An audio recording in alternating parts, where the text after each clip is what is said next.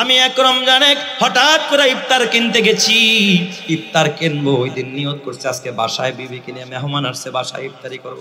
বিভিন্ন চপ কিনতেছিলাম, হঠাৎ দেখি আমার মাদ্রাসার এক বাচ্চা পিছনে পিছনে ঘুরতেছে। পরে আমার পিছনে পিছনে ঘুরতেছে, জিজ্ঞাসা করলাম কি রে বাবা তুমি এখানে কি চাও? কয় হুজুর আজকে ইফতারির কোনো দাওয়াত আসেনি। আমি বললাম কেন রে বাবা? কয় হুজুর আজকে তো আমার ইফতারির ব্যবস্থা নাই, ঘরে কেউ নাই, মাদ্রাসা ছাত্ররা তো আজকে কেউ নাই, একেবারে রমজানের শেষের দিকে চাঁদ ওঠার একদিন আগে মাদ্রাসাও বন্ধ, ইফতারির সব ব্যবস্থাপনা বন্ধ। ওই সময় ঈদের একদিন দুই দিন আগে সব মাদ্রাসা 27-এর পরে বন্ধ হয়ে যায়। হুজুর আমার আজকে ইফতারির কোনো জায়গা নাই। বললাম রোজা রাখছো, কেমনে খাইছো? হুজুর এই আগের কিছু খাবার ছিল, দুপুরের পাকানো ওইটাই আমি খাইছি রাতের বেলায় ভোর রাতে, কিন্তু হুজুর ইফতারির ব্যবস্থা হয়। এ আমার বাবা, তোমার সন্তানের জন্য নুডলসের ব্যবস্থা, হরলিক্স খাওয়াও, ওর জন্য চিকেন ফ্রাই, এটা দাও ওটা দাও। এই বাচ্চাগুলো ঘুরে বেড়ায় দোকানে দোকানে, মাঝে মাঝে দেখবেন এই বাচ্চাগুলো কে কি কিনে তাকায়, চোখের পানি ফালায় মালিককে ডাক দেয়া, আল্লাহ আজকে যদি আমার বাবা বেঁচে থাকতো, আমার বাবা হয়তো আমার একটা ভালো মন্দ কিনে দিত।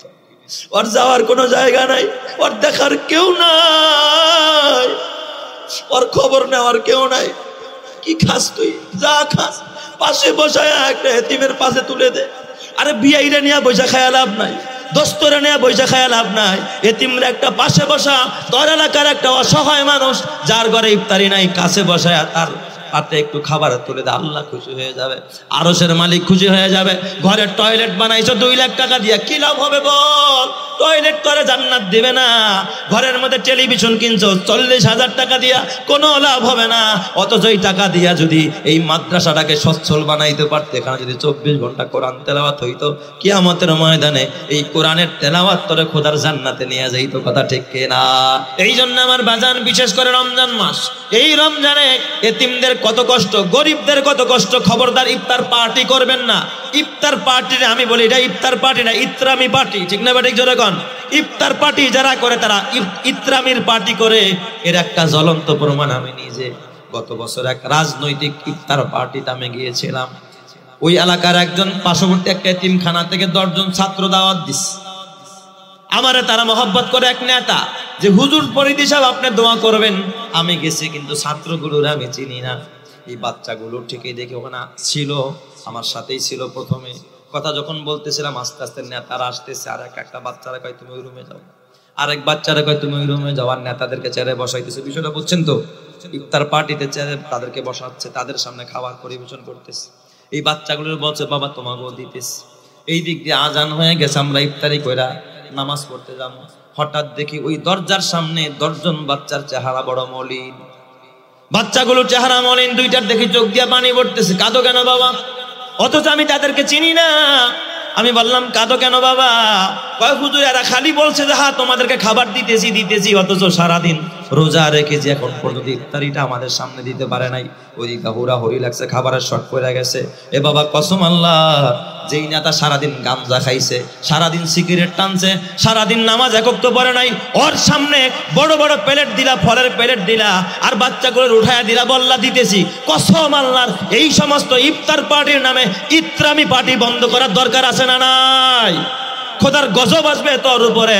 এতিমরে সরায় দিলি, এতিমরে ঘাট ধাক্কা দিলি, এতিমের খাবার প্লেট থেকে উঠায়া দিলি, রহমত পাবি না, গজব ছাড়া কিচ্ছু পাবি না। এই জন্য বলি খবরদার, বিআই সাহেবের বাসায় ইফতারি পাঠায় প্লেট ভরা ভরা। আরে বিআই ধনী মানুষ, সে তো বাজার থেকে কিনে খাইতে পারে, বিআই রে তো নিয়ে ইফতারি না করলেও সমস্যা নাই। কয় সমাজ কি বলবে, সমাজ কি বলবে এটা দেখার দরকার নাই। অথচ এতিমখানায় খবর নিয়ে দেখ, এতিম বাচ্চারা ইফতারির টাইমে একটা ভালো খেজুর চোখের সামনে চোখে দেখে না। 800-900 টাকা দিয়ে 1 কেজি খেজুরও কিনতে পারে না। ওরা শুধু পানি দিয়া ইফতারি করে, খাবার দিয়া ইফতারি করে, ভাত দিয়া ইফতারি করে, খিচুড়ি দিয়া ইফতারি করে। বাবা কত কষ্ট করে, ওদের তো মন চায়। ছোট বাচ্চা, তুমি খিচুড়ি পছন্দ করো ঠিক আছে, ছোট বাচ্চা কি এগুলো পছন্দ করে নাকি? ওর জন্য কোনো ভিন্ন কোনো ব্যবস্থা নাই, একটা ফ্রুটের ব্যবস্থা নাই, ফলের ব্যবস্থা নাই। তুমি তো খাইলা, পেট ভরা খাইলা, পেটের মধ্যে হারাম ঢুকাইলা। আল্লাহর নবী কয় ওই মানুষের জন্য জান্নাত অপেক্ষা করবে, মুতঈমিল জিয়ান, যারা ক্ষুধার্ত মানুষকে খানা খাওয়ায়, হয়। এই জন্য বাবা পণ করো, ইফতারির টাইমে অন্তত ডেলি আমি একটা ইফতারির টাইমে আমি এতিম ছাড়া ইফতারি করব না। আজকে এই মাদ্রাসায়, কালকে ওই মাদ্রাসায়, এই মাদ্রাসার 5 জন ছাত্র আমার বাসায় নিয়ে কোনো দোয়া ঠোয়ার দরকার নাই, ওরে পাশে বাসায় আপনি ইফতারি খান। ও যখন আপনি দেখবেন ওর পাতে ভালোটা দিবেন, ও খুশি হয়ে যাবে। আরশের মালিক তাকায় দেখবে আমার বান্দা সারাদিন রোজা রাইখা ইফতারির টাইমে আবার আমার কিছু মেহমানদেরকে পাশে নিয়ে যদি হাত তুলে দোয়াও করতে পারে। আমার মতো বড় আলেম নিয়ে লাভ হবে না, বড় পিসাব নিয়ে লাভ হবে না। একটা এতিম বাচ্চা গুনাহ করে না, 24 ঘন্টা কোরআন পড়ে, ওরে কেউ ডাইকা খাওয়ায় না।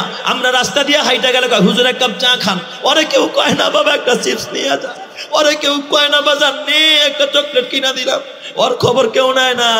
আমি তো বড় মানুষ, কয় হুজুর খান, আমার দেখলে কয় হুজুর খান, হুজুর নেন 1 কাপ চা খান। এতিমের খবর নেওয়ার মতো কেউ নাই।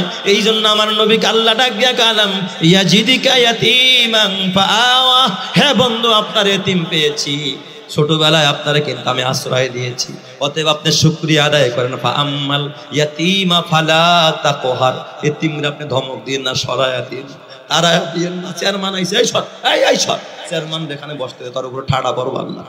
চেয়ারম্যান কে রে, ও তো জাহান্নামী, ওরে কেন এখানে বসতে দিতে হবে? এতিম বসবে আগে। কিসের তোর চেয়ারম্যান, কিসের তোর মেম্বার, আগে এতিমরে জায়গা দে। যেই এতিমকে আল্লাহর নবী একবার আব্দুল্লাহ ইবনে উম্মে মাকতুমকে উঠায়া দিছে, কথা বলে নাই। আব্দুল্লাহ ইবনে উম্মে মাকতুম আসছে এক মজলিসে, অন্ধ সাহাবী, নবীজি ভিআইপিদেরকে নিয়ে বসছে।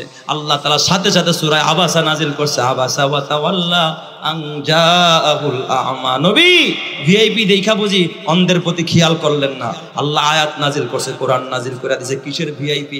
আল্লাহর কাছে ভিআইপি যারা কোরআন পড়ে আর পড়ায়, কথা ঠিক না ব্যাঠিক যারা কান।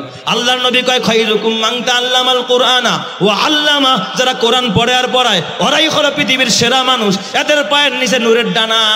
এই জন্য এদেরকে খানা খাওয়াইবা। ওয়া মুতঈমিল জিআন ওয়া মুকসিল উরিয়ান, যারা পোশাক কিনে দেয়, গরিবরে পোশাক কিনে দেয়। অনেক এতিম আছে, তোমার বাচ্চার জন্য কত সিট কিনলা, কোন কোন মার্কেটে পাঠাইলা, বলো একটা এতিম বাচ্চারে নিয়ে কে মার্কেটে যায়? খালি কাপড় একটা কিনা দিলেই হয় না, বলবি চল আমার সাথে চল। বিধবা নারীরে শুধু কাপড় শাড়ি কিনা দিন না, বলবেন চল মার্কেটে চল, পর্দা করায় নিয়ে যাবেন, নিজের চয়েস মতো কিনে দিবেন, ও খুশি হয়ে যাবে। এতিমরে বলবেন বাবা আমার সাথে চল, কোন কালারেরটা নিবি চল, এটা দিয়ে তোরা পাঞ্জাবি বানায় দিব। কসম আল্লাহ, এতিম খুশি হয়ে যাবে, আল্লাহ খুশি হয়ে যাবে। মুকসিল উরিয়ান, এই সমস্ত পোশাকহীন মানুষগুলোরে পোশাক পরায় দেন, আল্লাহ তাআলার জান্নাত অপেক্ষা করতে থাকবে। ওমান সাল্লা আলা হাবিবির রহমান, যারা বেশি বেশি নবীর উপর দুরূদ পড়ে তাদের জন্য খোদার জান্নাত অপেক্ষা করে।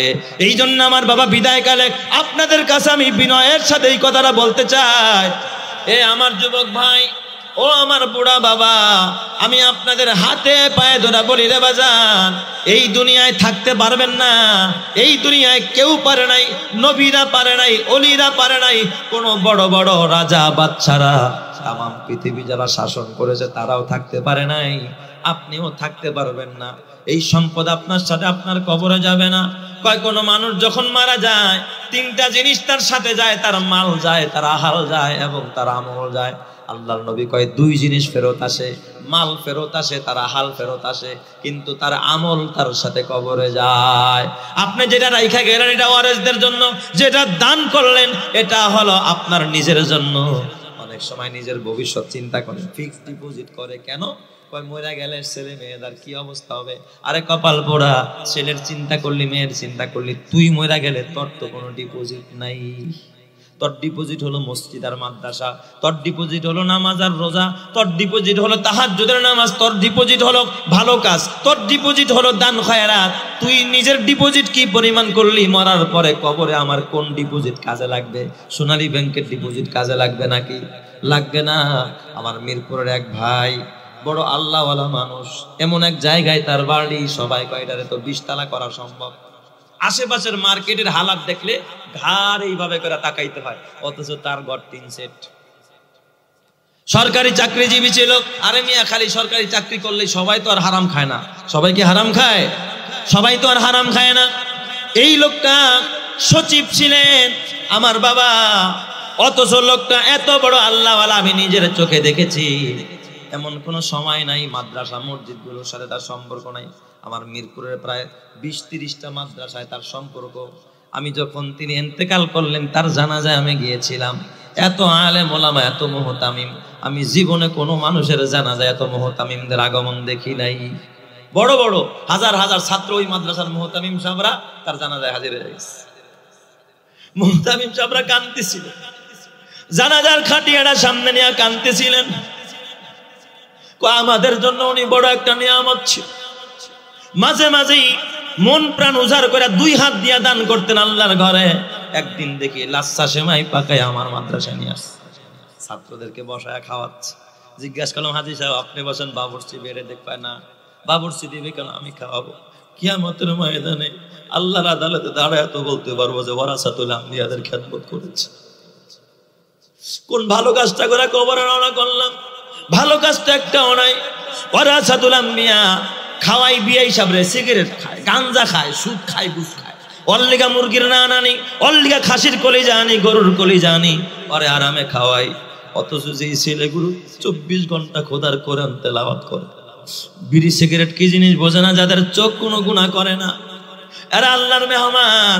আল্লাহর নবী কয় ইন্না লিল্লাহি আহলিনা মিনান নাস, জমিনের মধ্যে আল্লাহর কিছু মেহমান আছে। সাহাবায়ে কেরাম বলেন মান হুম ইয়া রাসূলুল্লাহ, ওই মেহমান কারা? নবীজি বললেন হুম আহলুল কোরআন আহলুল্লাহি ওয়া খাসাতুহু, কয় যারা কোরআন পড়ে আর পড়ায় তারাই হলো আল্লাহর মেহমান। কয় হুজুর দুনিয়ার মেহমানরে মেহমানদারি করলাম, ওরা সুদ খায়, ঘুষ খায়, নামাজ পড়ে না, বেনামাজির গোষ্ঠী, লাভ হবে না। এরা আল্লাহর মেহমান, এরা কোরআন পড়ে, তাহাজ্জুদ পড়ে, ওদের পায়ের নিচে ফেরেশতারা নূরের ডানা বিছায়, আমাদের পায়ের নিচে জুতা আর ওদের পায়ের নিচে আছে নূরের ডানা। হুজুর একটু সুযোগ দেন, আমি নিজের হাতে ওদেরকে খানা খাওয়াই। বাইরা দিতেছে, পাইলার কাছে জামাটা দেখি কালি লেগে গেছে। এই হাজী সাহেব এত বড় মানুষ, একদিন আবার মিশুক মানুষ, বৈশা বৈশা জিজ্ঞাসা করলাম, হাজী সাহেব এত বড় চাকরি করেন, এত টাকা বেতন পান, বাড়িটারও কাজ করেন না, টাকা কই রাখেন? হাজী সাহেব কয় ব্যাংকে রাখে। আমারে বলে ব্যাংকে রাখে। আমি বললাম কোন ব্যাংকে অ্যাকাউন্ট করছে? কয় হুজুর আমার তো অনেকগুলো ব্যাংক আছে। কোথায়? কয় হুজুর এই মিরপুরে আমার প্রায় 30টার মতো ব্যাংক আছে। আমি বললাম একটা দুইটা ব্যাংকের নাম বলেন, ওই ব্যাংকে আমরাও অ্যাকাউন্ট করবো। কয় হুজুর আপনার মাদ্রাসাও আমার একটা অ্যাকাউন্ট খোলা আছে, পাশের মাদ্রাসায় আছে। মাদ্রাসাগুলোর নাম বলে, কয় সব মাদ্রাসা আমি সমান তালে দেই। কুরবানির সময় আস্তা গরু কিনা পাঠায় দেয়, বেতনটা পাওয়ার পরে ঘরে যা দরকার রাইখা বাকি টাকা আল্লাহর রাস্তায় দিয়ে দেয়। কারণ ছেলেরাও এস্টাবলিশ, চিন্তা নাই, নিজের আখেরাত গুছাইতেছে। তো যেই কথা বলতেছিলাম, ওনার মৃত্যুর পরে যখন জানা যায় গেছি, হাজার হাজার তলে গুলেলে, হাজার হাজার মাদ্রাসার ছাত্ররা, হাজার হাজার মুহতামিমরা, আলেম ওলামারা, দাড়ি সাদা মানুষগুলো যেইভাবে কান্না করতেছেন একটা আওয়ামের জন্য, একটা সাধারণ মানুষের জন্য, একজন বুজুর্গ মানুষের জন্য, আমি এইভাবে কোনোদিন আলেমদের কাঁদতে দেখি না। চোখের পানি রাখতে পারি না, আমি নিজেও চোখের পানি রাখতে পারি না। আর ওনার লাশের যখন কাপড়ের কাপড়টা যখন খুললাম, মনে হয় যেন কাঁচা হলুদ দিয়া চেহারাটা এত সুন্দর নয়নি বানাইছে, মুস্কি হাসি দিয়েছে। জুমার দিন আল্লাহর বান্দা ইন্তেকাল করেছে, উনি যে জান্নাতি কোনো সন্দেহ নাই। আল্লাহর বান্দা যে জান্নাতি কোনো সন্দেহ নাই। এমন কোন আলেম ছিল না যার চোখে পানি নাই। এই জন্য আমার বাবা এমন জীবন তুমি করো হে গঠন, মরণে হাসিবে তুমি, কাঁদিবে ভুবন। তোমার এমন কিছু করা দরকার, তুমি হাসতে হাসতে জান্নাতে যাইবার, গোটা জগৎবাসী তোমার জন্য কাঁদবে। এমন কোন কাজ করো না যেই কাজ করলে মরণের সময় তোমার কাঁদতে হয় আর জগৎবাসী হাসতে হাসতে গালি দিবে যে ও গেছে, আল্লাহ বাঁচাইছে।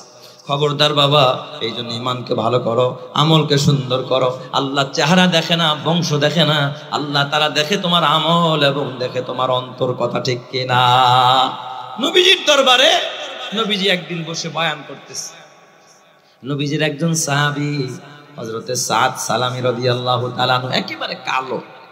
সাহাবায়ে কেরামদের মধ্যে যারা কালো ছিলেন, এই কালোদের মধ্যে 1 নম্বরে ছিলেন হযরতে বেলালে হাফসি, 2 নম্বরে কালো হযরতে সাদ সালামী, একেবারে কালো, বেটের বেটে, ঠোঁটের সেন্টার ঠিক নাই, নাকের সেন্টার ঠিক নাই, একেবারে কালো মানুষ। মক্কা থেকে হিজরত করে নবীর সাথে মদিনায় গেছে। হযরতে সাদ সালামী আল্লাহর নবীর দরবারের মধ্যে বসা, নবীজি কথা বলতেছেন, সাদ সালামী বসে বসে কাঁদতেছে। অজরে চোখ দিয়া পানি পড়তেছে। সাদ সালামের কান্না যেন নবীজির হৃদয়ের মধ্যে শিলবট বৃষ্টি দিতেছে। আল্লাহর নবী বয়ান শেষে জিজ্ঞাসা করলেন, সাদ তুমি কাঁদো কেন? মা ইউবকি কাইয়া সাদ, ও সাদ তোমারে কোন জিনিস কাঁদায়, কাঁদো কেন? হযরত সাদ সালামি বলে, ইয়া রাসূলুল্লাহ, ইয়া হাবিবাল্লাহ, আমি কাঁদি আপনার একটা হাদিসকে স্মরণ করে। কোন হাদিস তোমারে কাঁদায়? ইয়া রাসূলুল্লাহ, আপনি যে এক হাদিস বয়ান করেছেন, আন-নিকাহু মিন সুন্নতি ফামান রাগিবা আন সুন্নতি ফালাইসা মিন্নি। নবীজি আপনি বলছেন বিবাহ হইল আমার সুন্নত, আর আমার এই সুন্নতকে যারা অবহেলা করলো, সুন্নত থেকে যারা গাফেল রইল, দূরে সরে অবজ্ঞা করলো, ফালাইসা মিন্নি, তারা কোনোদিন আমার উম্মতের অন্তর্ভুক্ত নয়। ইয়া রাসূলুল্লাহ, আপনি বললেন নিকাহ বিবাহ হলো সুন্নত। ইয়া রাসূলুল্লাহ, আপনার প্রতিটা সুন্নত আমি আদায় করেছি নবীজি, কিন্তু বিবাহের সুন্নতটা তো আমি আদায় করতে পারলাম না। নবীজি বললেন, দেরি করো কেন, কেন পারলা না? কয়, ইয়া রাসূলুল্লাহ, বিয়ে করতে হলে তো ঘর লাগে, বাড়ি লাগে। মক্কায় আমার বাড়ি, সেগুলো তো আবু জেহেল, আবু লাহাব, উতবা সাইবারা দখল করে ফেলছে। হিজরত করে মদিনায় আসছি, যেখানেই রাত সেখানেই কাত, আমার মাথা গোজার কোনো ঠাই নাই। ইয়া রাসূলুল্লাহ, ঘর নাই, বাড়ি নাই। ওগো নবীজি, বিয়ে করলে চেহারাও লাগে। কি বলেন, লাগে কিনা? ছেলেটা দেখতে শুনতে কেমন বলেন তো? আপনার মেয়ে বিয়ে দেওয়ার আগে এটাও যাচাই করেন কিনা?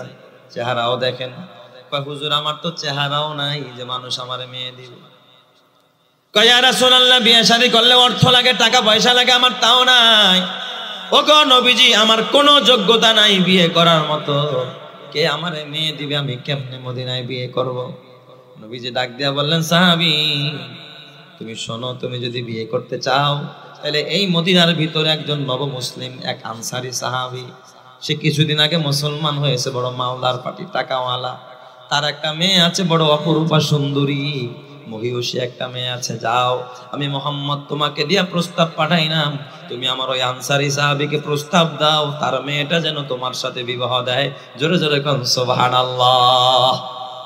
এমন এক কুৎসিত কালো, টাকা নাই, পয়সা নাই, ঘর নাই, বাড়ি নাই, নবীজি তারে প্রস্তাব দিয়া পাঠাইছে এক জমিদারের মেয়েকে কি করার জন্য? বিয়ে দেওয়ার জন্য। এই রকমের প্রস্তাব পাইলে আপনারা প্রস্তাব গ্রহণ করবেন না, প্রস্তাবের বিরোধিতা করবেন।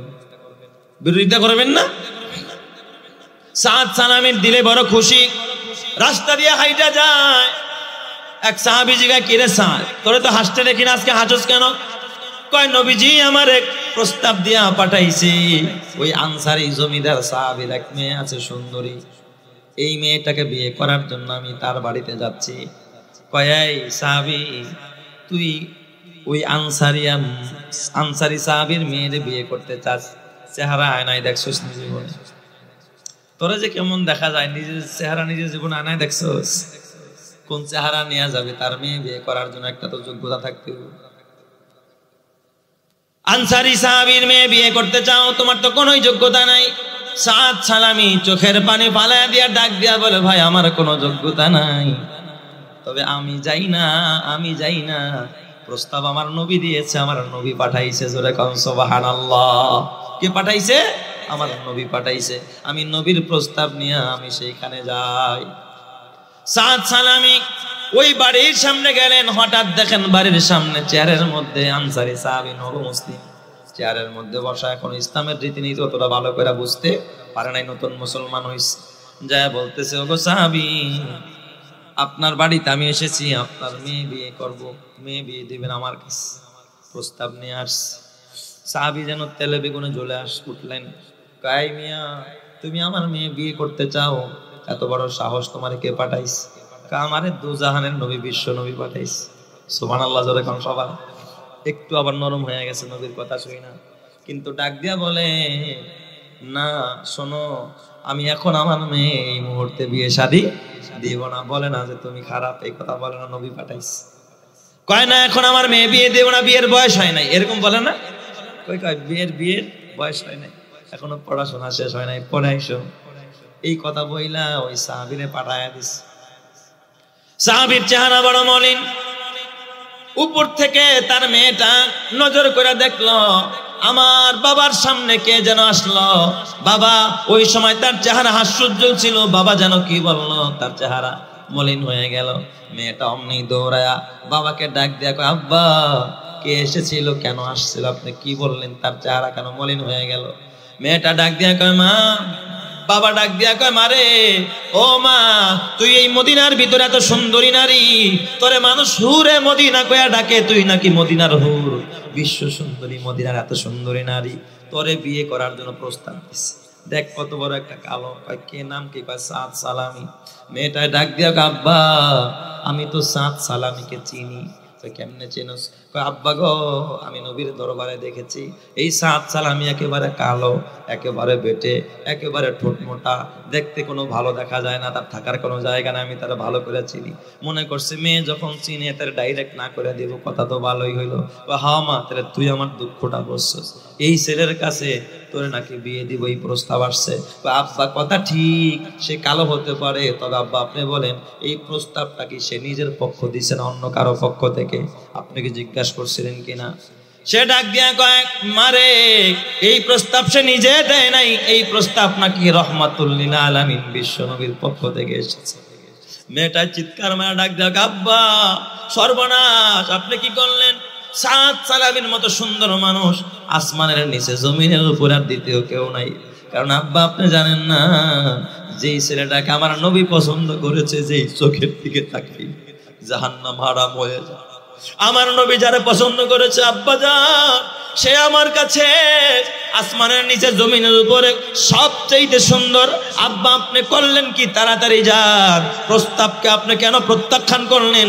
এখন যান নবীর দরবারে যান, নবীর দরবারে গিয়ে বলেন আমার মেয়ে রাজি, আমিও রাজি, ইয়া রাসূলুল্লাহ আপনি এবার ডাকেন কাজী, তাড়াতাড়ি করে বিয়ে পড়ায়া দেন। চিৎকার মেরে করেন আল্লাহু আকবার। ওই দিক দিয়া সাদ সালামি এখনো নবীর দরবারে যাইতে পারে নাই। এই দিক দিয়া এই হুরে মদিনা মেয়ের বাবা নবীজির কাছে ডাক দিয়া বলে, ইয়া রাসূলুল্লাহ, ইয়া হাবিবাল্লাহ, আপনার সাদ সালামি কোথায়? প্রস্তুত করে দেন, আমার মেয়ে প্রস্তুত, বিয়ের সব কনিকটা যা আছে সব আমরা রেডি করেছি, এখন আপনি বিয়েটা পড়ায়া দেন। আল্লাহর নবী সঙ্গে সঙ্গে সাহাবায়ে কেরামকে বললেন, তোমরা তাড়াতাড়ি সাদ সালামের জন্য কাপড় ক্রয় করো, যা যা লাগে তোমরা একটু কিছু কিছু দান করো, সহযোগিতা করো, সাদ সালামি বিয়ের মার্কেট করবে, তারপরে তার বিয়ে হবে। সাহাবায়ে কেরাম যে যা পারছে কিছু কিছু দান কইরা, কিছু কিছু টাকা পয়সা উঠাইয়া হযরতে সাদ সালামিকে দিলেন। সাদ সালামি টাকাগুলো নিয়ে যখন বাজারে গেলেন, বিয়ের জন্য বিবির জন্য শাড়ি কিনলেন, যা যা দরকার সবকিছু কিনে যখন বাজার করে যখন রওনা করবেন, হঠাৎ সাদ সালামি শুনে কে যেন আওয়াজ দিয়া বলে, ও মুসলমান কে কোথায় আছো? উহুদের আর যুদ্ধের ময়দানে সাহাবায়ে কেরাম বড় বিপদে পড়ে গেছে, যুদ্ধের দামামা বেজে উঠেছে, মুসলমান বিপদে পড়ে গেছে। সাদ সালামির চোখ দিয়ে অজরে পানি ঝরতেছে। সাদ সালামি ডাক দিয়া, আল্লাহ হয়তো আমার বিবি বিয়ের পিড়িতে অপেক্ষায় আছে, আল্লাহ গো, আর আমার মুসলমান ভাই বিপদে পড়ে যাবে, আমি বরদাস্ত করতে পারবো না, আমি বিয়ে পরে করব, এখন আর বিয়ের কাজ নয়। দোকানে গেলেন, দোকানে গিয়া মাল ফেরত দিলেন, বললেন দোকানদার ভাই আপনি আমার মাল ফেরত নেন, আমার টাকাগুলো ফেরত দিয়ে দেন। এই যুগের দোকানদার হলে দিত না, তখন মাল ফেরত দেওয়া যেত। টাকাগুলো নিয়ে তাড়াতাড়ি তরবারি কিনলেন, তরবারি একটা কিনে ডাইরেক্ট জিহাদের ময়দানে। এই দিক দিয়া মেয়ের পরিবার সবাই অপেক্ষায় আছে, সাদ সালামি বর্ষায় আসতেছে, নবীজির পাঠানো সন্তান, নবীজির পাঠানো ছেলে। ওই দিক দিয়া সাদ সালামি যুদ্ধের ময়দানে যুদ্ধ করে এ বাবা একাধিক কাফেরকে হত্যা করে ফেলেছে। যুদ্ধের ময়দানে সাদ সালামির এতটা বীরত্ব দেখাইছেন, তার বীরত্বের কারণে মুসলমানদের বিজয় হয়েছে এই যুদ্ধে। কিন্তু উনি এতটা কাফেরদের ভিতরে ঢুকেছে, চোখের সামনে যারা ছিল সব কচু কাটা করে ময়দানে ঢুকে পড়েছে। যুদ্ধের যিনি কমান্ডার ছিল উনি মনে মনে ভাবতেছে, মনে হয় আল্লাহ তাআলা কোনো ফেরেশতা দিয়া সাহায্য করেছে। ওই সাদ সালামি বীর বিক্রমে যুদ্ধ করে এ বাবা শতখানেক কাফেরদেরকে হত্যা করে যখন ভিড়ের মধ্যে ঢুকে যায়, কাফেরের তরবারি এসে তার শিরোচ্ছেদ হয়ে যায়, তার গর্দানটাও দ্বিখণ্ডিত হয়ে যায়, শহীদ হয়ে যায়। জিহাদের ময়দানে সাহাবায়ে কেরাম শহীদদের লাশ একত্রিত করতেছিলেন। আল্লাহর নবীর সামনে যখন শহীদদের লাশ একত্রিত করা হলো, নবীজি সাদ সালামির লাশটা দেখে নবীজির চোখ দিয়া পানি ঝরতেছে, নবীজি কাঁদতেছে, আর আমার সাদ তো এখন বিয়ের ঘরে থাকার কথা, আমার সাদ কি বিয়ের পিড়িতে বসে নাই, সে কেন জিহাদের ময়দানে? কয় ইয়া রাসূলুল্লাহ, বিয়ের জন্য বাজার করেছিল কিন্তু জিহাদের কথা শুনি না, বাজার ফেরত দিয়া তারপরে তরবারি কিনা জিহাদের ময়দানে চলে আসছে। নবীজি কয় জানাজা রেডি করো, গোসল তো নাই, শহীদদের গোসল নাই। নবীজি জানাজা দিবে, পায়ের আঙ্গুলে ভর দিয়া দিয়া নবীজি জানাজায় দাঁড়াইছে। নবীজি নিচের দিকে তাকায় কাঁদে, আসমানের দিকে তাকায় হাসে। সাহাবায়ে কেরাম বলেন ইয়া রাসূলুল্লাহ, আপনি কেন পাও এইভাবে হাঁটতেছেন? কয় শোনো, আমার সাদের জানাজায় আল্লাহ তাআলার আকাশের এত পরিমাণ ফেরেশতা হাজির হয়েছে, ইতিপূর্বে আমি এত ফেরেশতা কারো জানাজায় কোনোদিন অংশগ্রহণ করতে দেখি নাই। চিৎকার মেরে করেন আল্লাহু আকবার। এত জানাজায় এত পরিমাণ সাহাবা আরশ ফেরেশতারা হাজির হয়েছে। কয় ইয়া রাসূলুল্লাহ, তাহলে উপরের দিকে তাকায় কেন মুস্কি হাসেন? নবীজি ডাক দেয়া কয় ও সাহাবীরা, আমি মুহাম্মদ যা দেখি তোমরা তা দেখো না। আমি তাকায় দেখতেছি আমার সাদের জন্য আল্লাহ তাআলা জান্নাতের হুরপুরীদেরকে নতুন করে সাজাইতেছে, এদেরকে বলে নতুন পোশাক পরো। আল্লাহ তাআলা ওই জান্নাতের ভিতরে হুরদেরকে বসায় রাখছে সাদ সালামের সাথে বিবাহ পড়ায় দেওয়ার জন্য। আমার আল্লাহ জান্নাতের ভিতরে জান্নাতের হুরদের সাথে আমার সাদ সালামীকে বিয়ে পড়ায় দেওয়ার জন্য সব বন্দোবস্ত করে রাখছে। আমার সাদ সালামীকে কবরে রাখতে দেরি হবে, জান্নাতের হুরদের সাথে তার বিয়ে পড়াইতে আমার আল্লাহ একটা মুহূর্ত দেরি করবে না। চিৎকার মেরে করেন আল্লাহু আকবার। ঈমানের পথে অবিচল থেকে আমার মরণ যেন হয়, তোমারই কাছে মিনতি আমার মহামহিম দয়াময়। ঈমানের পথে অবিচল থেকে আমার মরণ যেন হয়, প্রতিদিন মিথ্যের মুখোমুখি হয়, বেদিন ফাসেকেরা করে হইচই, আজাজিল এসে গোমরাহি সুর গানে করে তুলে মোহময়। ঈমানের পথে অবিচল থেকে আমার মরণ যেন হয়, তোমারই কাছে মিনতি আমার মহামহিম দয়াময়। ঈমানের পথে অবিচল থেকে আমার মরণ যেন হয়। চিৎকার মেরে বলে আমিন। এ আমার বাবা, এই জন্য রহমত যদি পেতে চাও, খবরদার মুসলমান, নেককার হয়ে যাও, সৎকর্মশীল হয়ে যাও। আল্লাহ তাআলার রাসূলের একটা হাদিস পড়েছিলাম, আল্লাহর নবী বলেন ইন্নাল জান্নাতা তাশতাকু ইলা খামসাতি নাফারিন, জান্নাত 5 ব্যক্তির জন্য অপেক্ষায় থাকে। কয় ব্যক্তির জন্য? 5 শ্রেণীর মানুষের জন্য জান্নাত অপেক্ষা করতে থাকে। আপনাদের কি কষ্ট হইতেছে নাকি? নামাজ একটু পরে হবে, এখানেই হবে ইনশাআল্লাহ। টেনশন আছে কোনো? ইনশাআল্লাহ বয়ান শুনতে থাকি, ইনশাআল্লাহ নামাজ পড়বো ইনশাআল্লাহ পড়ে। কারো কোনো পেরেশানি নাই, কোনো বাবা টেনশন নাই। আল্লাহ আমার প্রতিটা ভাইকে, প্রতিটা বাবাকে তুমি জান্নাতি বানায় দিও, জোরে কান আমিন। যতক্ষণ বসে আছেন, কোথায় বসে আছেন? জান্নাতের বাগানের ভিতরে। এ বাবা, আপনি যেমন জান্নাতের অপেক্ষায় আছেন, জান্নাত চান, জান্নাতও কিছু মানুষের জন্য অপেক্ষা করে। 5 প্রকারের মানুষের জন্য জান্নাত অপেক্ষা করে। তার ভিতরে 1 নম্বর হলো আল্লাহর নবী বলে তালিল কোরআন, যারা কোরআন পড়ে এবং কোরআন পড়ায়।